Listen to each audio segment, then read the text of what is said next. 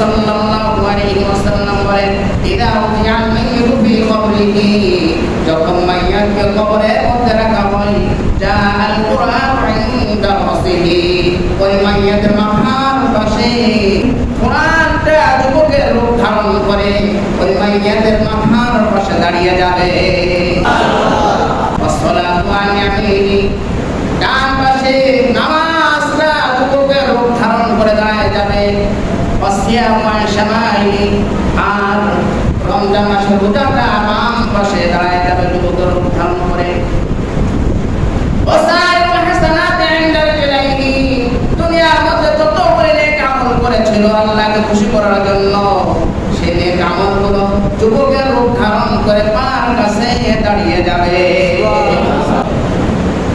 এমন সময় মুনকার নাকির ফেরেশতা চলে আসবে।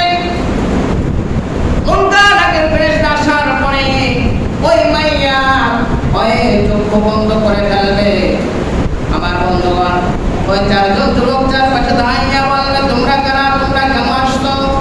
তখন তারা বলবে, আমরা মুনকার নাকির ফেরেশতা, আমরা একে আল্লাহর পক্ষ থেকে প্রশ্ন করার জন্য আসছি। কার পক্ষ থেকে আসছে? তখন ওই চারজন যুবক বলবে, এই ব্যক্তি দুনিয়ার মধ্যে অনেক কষ্ট করে কবর জগতে আসছে, এই মাত্র চোখ বন্ধ করছে, এর কষ্ট দিবা না, যা যা প্রশ্ন করার দরকার হয় আমাদেরকে প্রশ্ন করো। অনেক সময় ঝগড়া হবে তাদের মধ্যে। এরপরে মুনকার নাকির ফেরেশতা চলে যাবে আল্লাহর কাছে, বলবে, মাবুদ গো, গিয়েছিলাম ওই ব্যক্তিকে প্রশ্ন করার জন্য, কিন্তু চারজন যুবক তাকে ঘিরে রেখেছে, তাকে প্রশ্ন করতে দেয় না। বলে তারা পরিচয় দেওয়ার পরে আল্লাহ রাব্বুল আলামিন বলবেন, যাও যাও মুনকার নাকির ফেরেশতা, তোমরা যাও ওই চারজনের কাছে প্রশ্ন করে আসো।